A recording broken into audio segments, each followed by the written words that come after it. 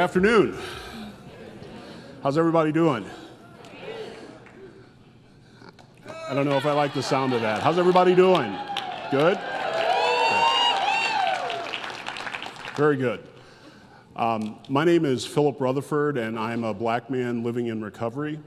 And what that means to me is that today I get to live a life that I didn't even know was possible some years ago. Now, I can look around the room, I can tell I'm in a room full of smart people. I won't do a show of hands, but I'm guessing that some of you guys figured out that I was black. That's right? Figured that out? So why did I say that? Why did I start with that?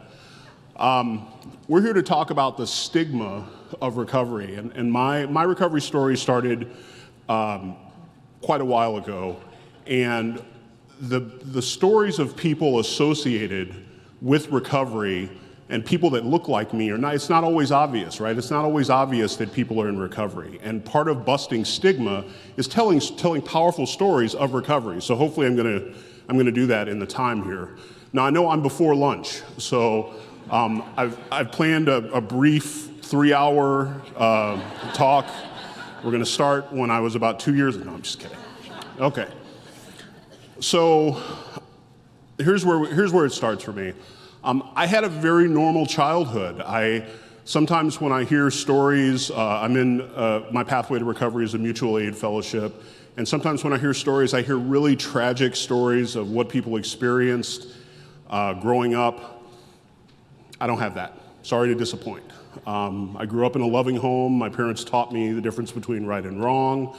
I had access to resources as a kid, and I basically had basically a normal childhood. We moved around a little bit, but more or less, I think that I had a normal childhood.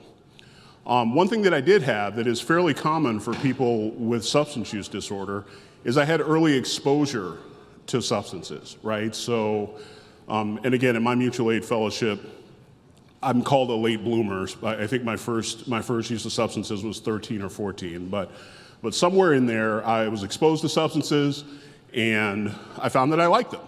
Like some of you in here that have lived experience maybe had that same experience. So early on, and I was listening to Carrie talk earlier about some of her challenges, and I think that and she talked about her social drinking career. I think that my social drinking career lasted a solid 17 or 18 minutes, right in there, somewhere in there, 17 or 18 minutes. I remember it like it was yesterday. It was 13 or 14, me and some friends went to a park, decided we were gonna consume some beer, went to someone, we decided we were gonna drink a 6-pack between 3 of us. That sounds reasonable, 3 people, 6-pack, we're gonna test it out. So we bought a case. And see, you get my math there, right? So like right away, I developed that bizarre relationship with substances where somewhere between the first taste and the second beer, I'd found something that worked for me, and it fixed a problem that I didn't even really know that I had. I didn't know that. I just knew that I felt really good, and I was convinced that I was going to do it again. And that's pretty common to sort of people with early onset substance use disorder, and that's what happened to me. I was a halfway decent athlete, so I played some football in high school and college, and again, like I said, we moved around a bit, and the funny thing about telling your story, especially to large groups of people, is when I was much earlier in recovery, my story was really dramatic. It had these incredible highs and these deep lows, and what's happened over time is that those have gotten a little bit smaller, and I don't think I was as special or traumatized as perhaps as I may have described earlier. But like I said, we moved around a bit. I think by today's standards, I might have experienced physical abuse as a child. I think back then it was sort of more the spare the rod, spoil the child kind of approach. but I don't know how that mix of things affected my substance use disorder. I do know that that's something I don't practice with my kids, but it's something that I experienced. So in my late teens and early 20s, I mentioned that we had resources, and this is something that's fairly important to me. It was clear to everyone except for me that I had a substance use disorder. So my parents sent me to a treatment center. I think my first treatment was around 19, which they don't give awards for that. It wasn't that I was special, but the reason I mention that is that at that time, in my family, there's not really any history of substance use disorder. So I call that trailblazing, by the way. But my parents did not see it that way. But I was exposed to quality treatment. As a matter of fact, I'll give a shout out to, it was one of my trips to the Hazelden organization, and that happened in Florida. And I just got a taste, right? I got a taste of something different. In no way was I ready to change. I didn't know about the stages of change model. I didn't know about any of that. I knew that something was wrong. I knew that I was abnormal. Like I said, that right after that 17 minutes of social drinking, I knew that there was something different about my relationship with alcohol. I discovered some other substances along the way, but I knew there was something different. So in that process, I got exposed to recovery, and I think it planted a seed, right? And this is something that's really important to me, and we'll get to this as we talk about what I do for a living today. So had that experience, didn't do what they told me to do. Anyone here have that experience where people give you really clear instructions and you don't do any of it? Okay. All right, so I'm not alone. That's good. I like to feel that I'm with my people. And I went through life. The one thing that substance use did do is it took my football career from me. It took that away because it was more important to me to find my substances than to run laps on a football field. Who has time for that? So didn't do that. I did discover though that I had some propensity for conversation and sales and marketing, right? At least in those days, in sales and marketing, if you could convince people to buy stuff from you, your management team was less interested in where you were all the time, which is a great setup. It's a great setup if you don't want to show up for work all the time. I don't know if it's that way now. People will probably hold you a lot more accountable. So that's not my advice to anyone here. Don't go pursue a sales career if you don't want to show up for work. But that's what I did. So into the private sector. I worked for some wonderful organizations. And I kind of did that thing where I was trying to kind of chase, I wasn't trying to chase recovery, let's not get that twisted. I was trying to chase normalcy, right? Like I saw other people living lives and waking up and going to work and doing normal stuff, having kids and all that. And that looked like the right thing, but I couldn't seem to do that because I would get paid, right? And sometimes that's a challenge, especially with stimulant use. Sometimes it's challenging to go to work when you have money. So at least that's the sort of person person with substance use disorder that I was. Luckily, in that time period, I met a woman, and something about her was it changed everything for me. And I don't always tell this part of the story, but that woman happens to be in the audience today. So I'm going to give a big shout out to my wife, Tracy, who's here in the front row. You can't, applause.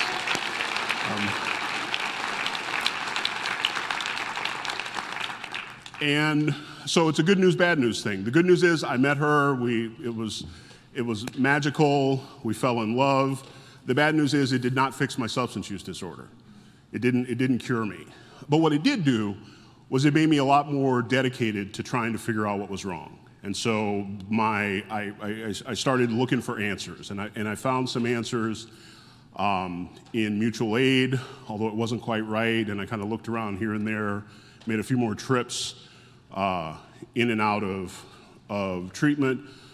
Finally, in 2007, I made my way to, oh, by the way, we beautiful kids. I have 3 daughters. They're all doing well. Everything's good there. In 2007, found my way to Hazleton again. This time in Center City, which I don't know what Carrie's talking about. Center City in February is great. Listen, it's way better than where I was prior to Center City, so I'm a big fan of Center City. Went there, didn't quite have it figured out. Went there one more time in 2008, and the light bulb went on. The angels sang. Something magical happened. I was at least ready to do something different. And this is where kind of the crux of what I'm going to talk about really changed, because I'd been to treatment before, I'd been to the mutual aid pathways, I'd done a lot of stuff, but I had this thing in my head. And here's the thing.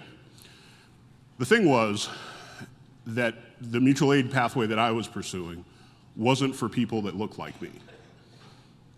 It was for you guys. Didn't look like me. The people that didn't look like me, it didn't work for us, right? Now that's total nonsense, by the way. That's absolute nonsense. It's not true. That's what was kind of centered in my head. And I met a guy, not in the treatment system, but just in the process of going to the mutual aid groups, I met a guy that looked like me. And as a matter of fact, I think he was working on his doctorate, so he was kind of smartish, you know, and he talked like me, and he'd been some places where I'd been, and he had a big fancy career, because I was also disqualifying people based on all the things that if they weren't exactly like me, then of course it wasn't going to work for me. But he had all that stuff. And one day I said to him, I said, well, you know, this doesn't work for us. And to his credit, to this day, he has never said one word about this. But he took me to a meeting in Minneapolis. It was I think there were about 40 men in the room. They all look exactly like me. And their experience was very similar to mine. And that brings me to a really important point about culturally appropriate treatment and culturally appropriate community groups. Because that is what made the difference for me. It wasn't that anybody was doing anything bad to me or treating me differently, although I'm sure people treated me differently. I was kind of a jerk, but I'm sure people treated me differently, whatever. But something about being in that room with people that looked like me and people whose life experience was similar to mine mattered. Why am I talking about that? What I do for a living today is I work for Faces and Voices of Recovery, and we are focused on building community resources for people to recover in. Now, I'm a big fan of treatment. If it weren't for, I'll say it just how it is, if it weren't for Hazleton, I'm probably not here. I'm probably not alive drawing breath to stand on this stage and talk about any of this. And what happened to me in the community is the reason that I got to stay. It's the reason that I got to stay in recovery. At Faces and Voices, we promote community-based resources and things like, you probably heard the term Recovery Community Organization, or RCO. Can I see a show of hands who knows what that is? Okay, I don't see a lot of hands, so I want to make sure that I don't leave the stage without people knowing what that is. A Recovery Community Organization is a community-based organization where people with lived experience, like me, talk to other people and get help based on the recovery journey. You're never sentenced to a recovery community organization. As a matter of fact, I started my journey at a RCO in Rochester, and the probation department in that town, even though we told them not to, they would send people and they'd say, hey, you got to go talk to Phil. And I would say, hey, don't do that. Because that's not what it is. It's not compulsory. Recovery community organizations aren't compulsory places. They're places where people go and get help when they're ready. When they say, hey, I want some help with my recovery, walk in the door, great. And it is not a place where people say, okay, you want recovery, great, you need to go to church. Or you want recovery, great, you need to go to a 12-step meeting. Or you want recovery, great, you need to do this. At a recovery community organization, you say, I want help with my recovery. Usually the question is, what do you want to do? Where do you want to go with your life? What are your goals? What are the things that are important to you, right? So we'll get back to that. What happened to me is I found recovery, I found this group. I suddenly didn't have my excuse anymore. Turns out mutual aid works fine for a guy like me. And I stayed working in private sector for a while, and after a while, I found that I was having, and my wife pointed out to me, that I was having more fun at my mutual aid group and doing stuff in the community than I was at my normal 9 to 5. I was asked to be on the board of one of these recovery organizations, and I did that. And then after a while, they said, well, do you want to work here? And that's how I got into this particular space. I mentioned that I worked in sales and marketing. The area that I worked in was data. And one of the first things that I found coming into the recovery space was that there wasn't a ton of data. There wasn't a lot of, there was stories, right? And we got our stories. People in recovery love our stories. They got a story about every situation that's ever happened. We can tell you all kinds of stories. Not a lot of actual data. And I heard, I believe it was the president of the university mentioned something about evidence-based practices. Evidence-based practices are rooted in data. So I started chasing recovery data, and that's what got me to Faces and Voices of Recovery. Okay, fast forward to today, or not today, a couple weeks ago, maybe a month ago. So little old Phil, who was sure that things were going to turn out terribly, nothing was going to work, I got asked to go speak at the White House and to talk about recovery. And that was great. I love telling my story. I love an audience. I'm not scared of the sound of my own voice, all that, right? So I go to talk at the White House, and I get checked in, and I'm checking in at this hotel. It's called the Mayflower. It's kind of an iconic place. And I get there, and so I travel a lot for work. I go all over the place. I'm blessed with the opportunity to go all over the place. And when you do that, you get perks, right? You get like Marriott special, super duper. They treat you nice. They give you a bottle of water. Very good stuff, right? So I get there, and I'm supposed to have a special room because I'm a special guy. They don't have my room ready. They don't have the right kind of room for a guy as special as me. I'm like, you clearly don't know who you're dealing with here. And so they give me a different room, and I go in my room, and I'm grumbling. I call my wife, and room, blah, blah, blah. I'm hanging up my clothes, and I realize that 22 years prior, I had been in this hotel. I had been in this hotel. I worked for an organization I was training sales reps. I was training people to go and sell. 22 years before, I had been in this very hotel, and I was sick. I was so sick. I didn't go do the thing I was supposed to do. I was supposed to go out to Arlington and train some people. I never did that. I stayed in my room, barricaded in my room, sick, unwell. Those of you that have SUD know what I'm talking about. I was not good. I ended up getting let go from that job. It was a bad thing. I had 3 young kids. Bad thing. If you want more details, my wife will tell you. It was bad, right? But this day, I was there that night. The next day, I was going to speak at the White House to talk about recovery. And I just got, again, do you guys know what an ugly cry is? I won't do it on stage, but I had like an ugly cry.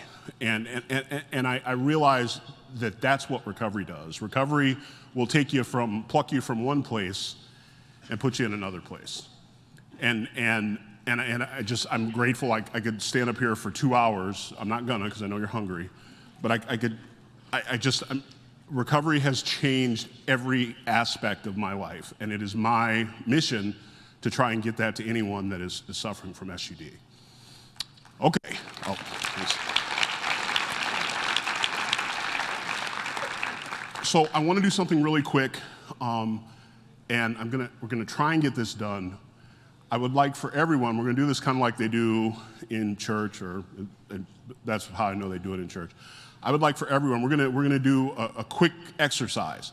I would like for everyone to talk to their neighbor. Whoever's closest to you, look to the person next to you. We're gonna do this for 90 seconds. This is called a dyad. And what we're gonna do is we're gonna say what brought you to Recovery Reinvented. So, and the person that will go first will be the person with the shortest hair. So like in my case, I would go first. So hold on, I'm gonna start my timer. So we're gonna do 90 seconds one person, then 90 seconds the other person. Let me say this one thing. The way this works is this is not a dialogue. This is a dyad. One person talks, the other person listens.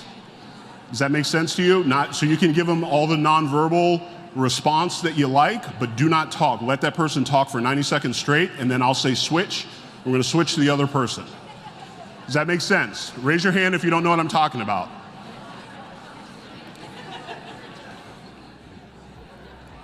Okay, go. Okay, now if you were the person listening, now switch. Now the person that was talking, now you listen, the other person starts talking. 90 seconds, go. Okay, hello, come back. Come back to me. Come back. Howdy. How's everybody doing? It's always hard to get people to stop. Come back. Come on back. Come on back. Okay, I did that for one very important reason. I could stand up here and tell you about what peer is like, what that feels like. I am guessing, because I've done this before, rarely do people have difficulty talking about what motivates them or what gets them to do the things that they do. They don't have a lot, especially when it's something that they're passionate about. That's what peer is. Peer, that if you felt something during this time and you're like, wow, this is really neat, that's what peer is. Peer is that thing where you're sharing something with someone that's interested in what you're actually saying. So that's what peer is. Recovery is a team sport. Now, in my case, obviously, the individual, I'm the quarterback, right? So I got to take the ball, I got to do the thing, I have to do what it is that I'm going to do, but I need help, right? I need my wife helped, my family helped, other people in the community helped, but it is a team sport. So if you're engaged, and obviously you are in some way because you're here, I would leave you with that.